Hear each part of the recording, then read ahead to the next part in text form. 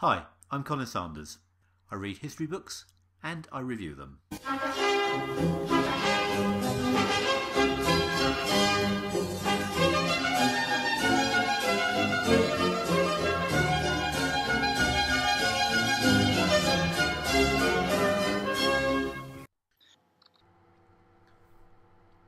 This is the third part of my review of Chapter 4 of Gibbon's Decline and Fall of the Roman Empire. We read about the death of Commodus and the ascension to the throne of Pertinax. Away from Rome, things were going badly. In Gaul and Spain, troops deserted and set up in bands to make a living by raiding the cities.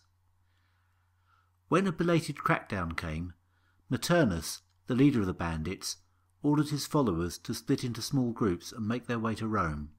They would regroup at the Feast of Cybele in March, then they would overthrow the emperor and place Maternus on the throne.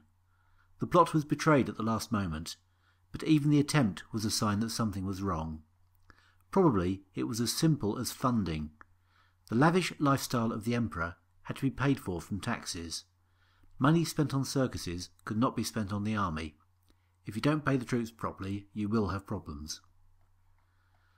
Commodus is the emperor who features in the Russell Crowe film Gladiator. It's a great film.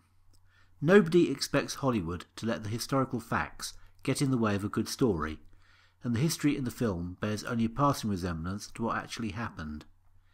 The interesting thing is that, if anything, the historical Commodus was worse than the one we see in the film, and the real events were in the you couldn't make them up category. A plot to join up in Rome under cover of a religious festival and overthrow the emperor sounds more like a movie script than an actual piece of history. It's a shame the plot was foiled before it got to the fight scene. Machiavelli asserted that it was better to be feared than loved. Well, up to a point. Commodus went beyond that point. He showed no loyalty to those close to him. It must have been obvious to his favourites that as long as Commodus lived, their days were numbered. They made the calculation that the only course of action open to them was to get him first.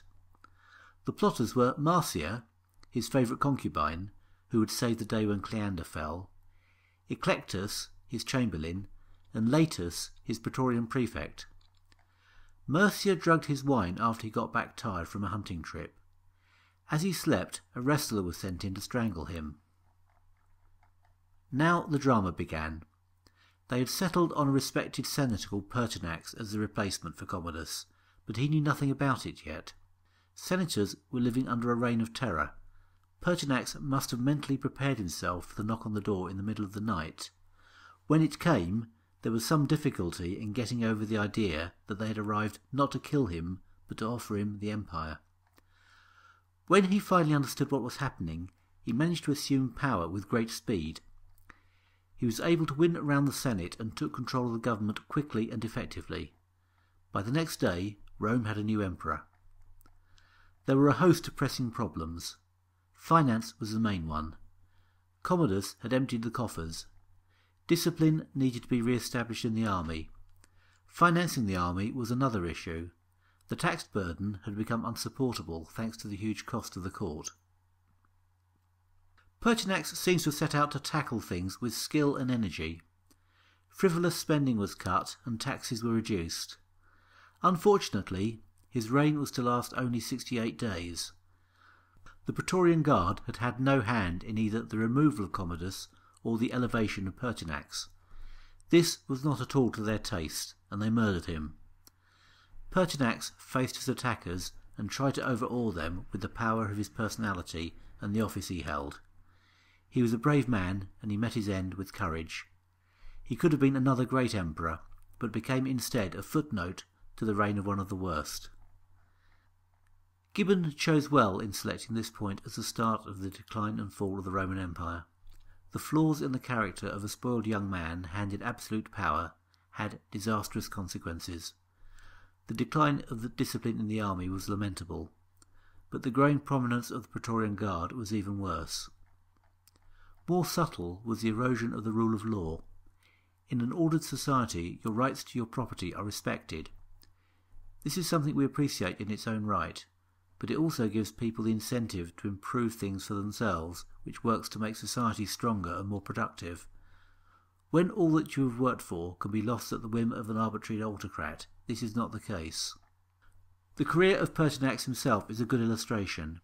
He was a self-made man who, under Marcus, had raised himself into the top rank of the citizens by hard work and merit.